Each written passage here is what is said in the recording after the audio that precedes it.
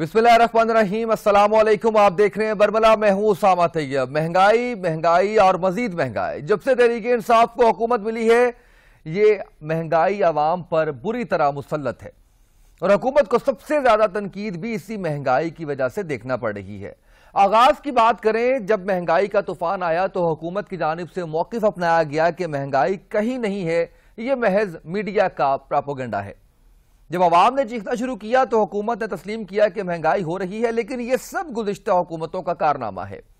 फिर जब हुकूमत में आए हुए 2 साल गुजर गए तो कहा गया कि हमने महंगाई पर काबू पा लिया है और साथ ही मुख्तलिफ अशिया की कीमतें मुख्तलिफ तर्जमानों की जानिब से ट्वीट करना शुरू कर दी गई कि फलां चीज भी सस्ती मिल रही है और फलां चीज भी सस्ती मिल रही है। लेकिन सरकारी इदारे शुमारियात की रवां हफ्ते की रिपोर्ट ने अशिया की कीमतों में कमी का भांडा बीच चौराहे फोड़ दिया है।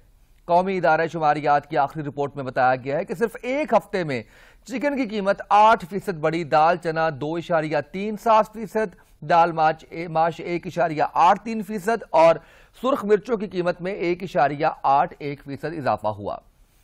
लेकिन होशरुबा आदाद-ओ-शुमार उस वक्त सामने आए जब रवां साल फरवरी की कीमतों का मुआजना गुज़िश्ता साल की फरवरी की कीमतों के साथ किया गया। इस मुआवजे के मुताबिक सिर्फ एक साल में सुर्ख मिर्चों की कीमत में 143% इजाफा सामने आया। अंडे 54% महंगे हुए, चिकन 50% महंगा हुआ, सरसों का तेल 23% महंगा हुआ, जबकि चीनी की कीमत में 18% इजाफा। एक साल में इस कदर इजाफे की शायद हुकूमत के पास कोई वजाहत नहीं है। ये वो अदाद-ओ-शुमार हैं जो इदारा शुमारियात की अपनी रिपोर्ट में जारी किए गए हैं और हुकूमत इसका इल्जाम मीडिया या अपोजिशन पर भी नहीं थोप सकती। अंडे गुज़िश्ता सालीनी दिनों 96 रुपए दर्जन थे, जो इस वक्त 149 रुपए दर्जन है। घी 2.5 किलो का पैकेट 100 रुपए महंगा हुआ, चावल 11 रुपए फी किलो महंगे हुए, सरसों का तेल 51 रुपए महंगा हुआ, एक मन लकड़ी 54 रुपए महंगी हुई। ये तो वो तमाम अशिया हैं जो किसी भी शख्स के किचन की बुनियादी जरूरियात हैं और इनसे बराह रास्त आम आदमी मुतासिर हुआ है। अब देखना यह है कि हुकूमती तर्जुमान कैसे इस होशरुबा रिपोर्ट का दिफा करते हैं और कोई बैद नहीं है कि इसको भी हुकूमती कामयाबी से ताबीर किया जाए माजी की तरह। डॉक्टर सलमान शाह साहब मौजूद है हमारे साथ, डॉक्टर कैस असलम साहब मौजूद है हमारे साथ। दोनों मेहमानों को शुक्रिया। डॉक्टर साहब अस्सलाम वालेकुम। डॉक्टर साहब, सुनते हैं कि ठीक हो रही हैं चीजें, अल्फाज का गोरख धंधा होता है, लेकिन जो फैक्ट्स, जो चीजें मैंने सर आपके सामने रखी हैं इदारा शुमारियात की रिपोर्ट के मुताबिक, जिसका डायरेक्ट ताल्लुक अवाम के साथ है, सर इन चीजों के बढ़ने को इसको कैसे इंटरप्रेट करें सर हम, अगर इकॉनमी बेहतर हो रही है तो? नहीं, देखें, आपको तो बड़ा हकीकत ये है कि पाकिस्तान में जो बैंकरप्सी हुई है उसके बाद डिवैल्यूएशन हुई है, इतने जितना जो नंबर्स आप बता रहे हैं ये एग्जैक्टली उस डिवैल्यूएशन के बराबर हैं, क्योंकि रुपए की कीमत जो है वो खत्म हो गई है। उसकी क्या वजूहत हैं, अब सबको पता है। उसकी सबसे बड़ी वजह यह है कि बैरून मुल्क कर्जे जो थे $100 अरब से आपने ऊपर कर दिए हुए हैं। हर साल तकरीबन $10 अरब तो आपको कर्जों की सूद के लिए देना पड़ता है और उनके जो रिपेमेंट होती है उसके लिए देना पड़ता है। इसके साथ साथ तजारती खसारा भी आसमान पे था। तो ये तो आपकी जान उस वक्त नहीं छूटेगी जब तक ये इकॉनमी दोबारा से ग्रो नहीं करती और लोगों की आमदन नहीं बढ़ती, क्योंकि जो आपकी रुपए की कीमत गिरने से हर पाकिस्तानी जो है उसकी कुव्वत खरीद जो है वो इरोड हो चुकी है और वो कीमतें जो हैं अब डॉलर्स में अगर आप देखें तो ये वही कीमतें हैं जो आज से 1 साल पहले डॉलर्स में थी। लेकिन अब क्योंकि डॉलर जो है वो उतना महंगा हो चुका है और हर चीज जो है वो डॉलर के साथ कनेक्टेड होती है, खा वो एनर्जी है या आपकी रॉ मटेरियल्स इंपोर्ट्स हैं या इवन फूड की इंपोर्ट्स जो हैं और जो आपकी एक्सपोर्ट्स हैं वो सारी डॉलर के साथ जुड़ी होती हैं। सो आई थिंक ये तो अवाम को समझ आनी चाहिए कि जब भी डिवैल्यूएशन होती है उससे अवाम में की गुर्बत बढ़ती है। अब आप ये पूछ सकते हैं कि जी डिवैल्यूएशन क्यों हुई, तो वो हमें सबको पता है कि डिवैल्यूएशन हुई जब पाकिस्तान जो है वो दिवालिया में फन में गया। आपको IMF के पास जाना पड़ा, उन्होंने कहा जी कि आप अपने एक्सचेंज रेट को मार्केट बेस्ड करें और वो मार्केट बेस्ड जब हमने किया है तो जो 100 रुपए का डॉलर था वो अब 160 रुपए का हो गया। आप देख सकते हैं यही कीमतों में इजाफा भी जो आप 54% یا 55% بتا رہے ہیں، یہ اس کے ساتھ بالکل مرر کرتا ہے اس چیز کو. سو اس میں تو آپ کو مین چیز اس وقت یہ دیکھنی ہے کہ آئی ایم ایف کا پروگرام 3 سال کا تھا. ابھی اس پروگرام میں خاصا ٹائم باقی ہے اور ابھی انہوں نے سسپینڈ کیا ہوا ہے، اور وہ سسپینشن اس لیے کی ہے کہ آپ کے ہاں اور پوری دنیا میں ایک کرونا وائرس آیا جس کے لیے انہوں نے آپ کی $1 ارب انہوں نے اضافی طور پہ بھی پاکستان کو دیے ہیں تاکہ وہ کرونا کا مقابلہ کر سکیں. لیکن اگر جب ہم واپس آئی ایم ایف پروگرام میں جائیں گے تو سب سے بڑی چیز وہ جو مانگ رہے ہیں وہ یہ کہہ رہے ہیں کہ گردشی قرضے جو ہیں آپ کے بجلی کے ان کو آپ کریں، ختم کریں. اور اس کا ہمارے پاس تو کوئی طریقہ نہیں ہے ختم کرنے کا ادر دین نمبر 1 کہ آپ بجلی کی قیمتیں بڑھائیں، اور نمبر 2 آپ اپنی ٹرانسمیشن اور ڈسٹریبیوشن میں انویسٹمنٹ کریں تاکہ وہ جو ان ایفیشنسیز ہیں اس میں ختم ہو، اور اپنے ادارے جو ہیں ان میں آپ کمپٹیشن لے کے آئیں، ان میں آپ پرائیویٹائزیشن کریں، ان میں بہت سی چیزیں کرنے کی ضرورت ہے. جو آئی ایم ایف کہتا ہے جی یہ آپ کا مسئلہ ہے، آپ کریں ان کو ٹھیک. سو آئی تھنک کہ اس میں آپ کو بالکل کسی قسم کا شک و شبہ نہیں ہونا چاہیے کہ یہ سارا جو عذاب اس وقت پاکستان پہ آیا ہوا ہے مہنگائی کا، یہ آپ کے بیرونی ملک قرضوں کا پہاڑ ہے، یہ آپ کا تجارتی خسارہ ہے، یہ آپ کا دیوالیہ پن ہے جس کی وجہ سے آپ کو آئی ایم ایف کے پاس جانا پڑا ہے. آئی ایم ایف کا جو دوائی ہے وہ بڑی کڑوی ہے، اور وہ کہتے ہیں کہ ایکسچینج ریٹ مارکیٹ بیسڈ ہونا چاہیے، وہ کہتے ہیں کہ انٹرسٹ ریٹ جو ہے وہ انفلیشن سے اوپر ہونا چاہیے، اور ریل انٹرسٹ ریٹ جو ہے وہ پازیٹیو ہونا چاہیے، اور وہ کہتے ہیں کہ آپ اپنے سرکاری ادارے جو ہیں آپ کے پبلک سیکٹر انٹرپرائزز ان کی آپ چوری کو ختم کریں، ان کی ان ایفیشنسی کو ختم کریں، ان کے جو ڈیفیسٹس ہیں ان کو آپ ختم کریں. تو وہ کون ختم کرے گا؟ وہ اس کا جو ملبہ ہے وہ ایک ملک کے عوام پہ ہی آتا ہے. اگر آپ یونان کو دیکھیں، آج سے 10 سال پہلے ان کا دیوالیہ ہوا تھا، وہ ابھی تک ریکور نہیں کیے اس سے.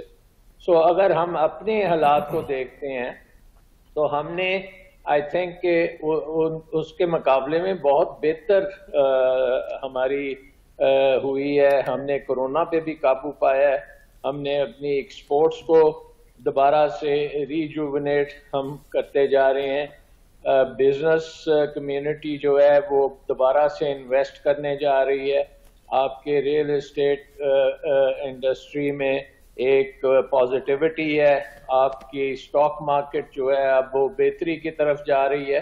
سو خاصے انڈیکیٹرز ہیں جو کہ انڈیکیٹ کرتے ہیں کہ آپ کا ریوائیول آہستہ آہستہ ہو رہا ہے، اور اب اسٹیبلائزیشن کے ساتھ ساتھ گروتھ بھی چل رہی ہے. Right sir. اب ہمیں یہ صرف دیکھنا ہے کہ یہ جب دوبارہ آئی ایم ایف کا پروگرام شروع ہوتا ہے تو اس میں جو تکلیف دہ چیز ہے میرے نظر میں وہ بجلی کا نظام ہے. اور بجلی کا نظام جو ہے اس کو بڑی بے دردی سے اس ملک میں تباہ بھی ہوا ہے. وہ اس میں بہت کرپشن بھی کی گئی ہے، بہت مہنگے کانٹریکٹس کیے گئے ہیں، اس میں ایسی بجلی لی گئی ہے جو امپورٹڈ ہے اور مہنگی بھی ہے، دنیا کی قیمت سے ڈبل قیمت پہ لی گئی ہے. تو یہ ساری چیزیں جو ہے یہ عوام کو پتہ ہونی چاہیے کہ اس کا کون ذمہ وار ہے، اور اس کا ذمہ وار وہی ہے جس نے بڑے بڑے کانٹریکٹس کیے ہوئے ہیں، ڈالروں میں کیے ہوئے ہیں، اور وہ بجلی بنے یا نہ بنے وہ آپ کو ڈالرز دینے پڑیں گے. یہ ان سے پوچھنے والی بات ہے کہ یہ آپ نے کیوں کانٹریکٹ سائن کیے تھے. Right sir. ڈاکٹر قیس صاحب، سر اس نہج پہ کیوں پہنچے، ڈی ویلیویشن کی طرف جانا پڑا ہمیں اور تجارتی خسارے کا سامنا کرنا پڑا؟ دیکھیں بات یہ ہے کہ میں اگری کر رہا ہوں ڈاکٹر صاحب سے. پوائنٹ از کہ ہم نے پچھلی تقریباً ساری حکومتوں میں ویلیو ایڈڈ پروڈکٹس پہ کم ترجیح دی ہے. ہم نے جو ہے امپورٹس پہ اور قرضوں پہ ہم نے اس ملک کو چلانے کی کوشش کی ہے, جس کی وجہ سے یہ قرضے بھی, اور پھر میں ایگری کر رہا ہوں کہ بیڈ کانٹریکٹس جو کیے ہم نے اس سے یہ سرکولر ڈیٹ ہوا ہے. ہم ویلیو ایڈڈ پروڈکٹس تو آج بھی نہیں پروڈیوس کر رہے. ہم ابھی بھی چاہتے ہیں کہ ہم چاول اور پہ انحصار کریں, ہم کپاس اور وہ بھی اب ہم امپورٹ کر رہے ہیں. ہم نے لائٹ انجینئرنگ سیکٹر جو ہمارا ایک بہت اچھا سیکٹر تھا اس کو ہم نے ایکسپورٹیبل بنایا ہی نہیں. ہم نے اپنی ہیومن ریسورس جو یوتھ ہے, جو یوتھ بلج ہے, اس کو ہم نے ایکسپورٹیبل نہیں بنایا.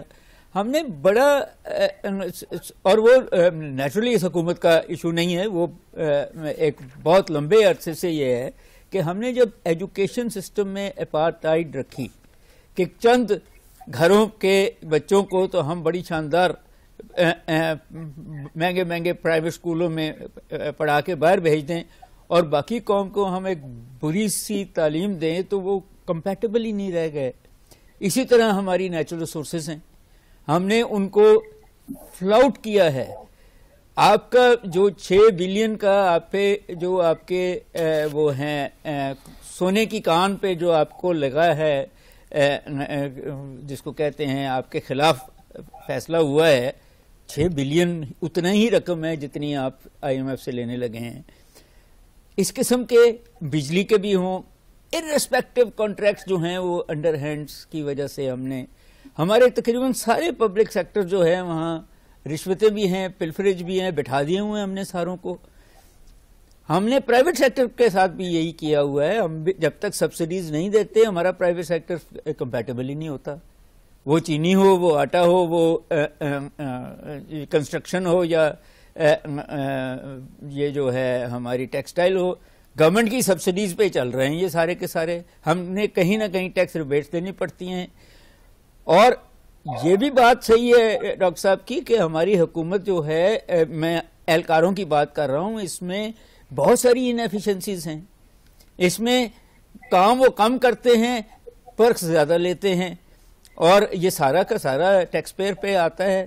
سو یہ صرف سرکولر ڈیٹ نہیں ہے, یہ ارریسپیکٹو انیفیشنسیز ہیں. اور کاسٹ آف پروڈکشن ہم نے اس طرح بگاڑ دی, ہم نے بجلی بھی مہنگی کر دی, ہم نے یہ گیس بھی مہنگی کر دی, ہم نے پیٹرول بھی مہنگا کر دیا. جس مرضی وجہ سے کیا, اس کی وجہ سے پھر آؤٹ پٹس جو ہیں باقی چیزوں کی ریپل افیکٹ ہوگا, وہ مہنگی ہوتی جائیں گی. اور پھر ہماری مشینری جو پرائس کنٹرول کی مشینری ہے پروونشل گورنمنٹس کی, وہ ناقص ہے, وہ کنٹرول کر رہی ہیں, وہ خود رشوتیں لے کے آگے چیزوں کو کر دیتے ہیں.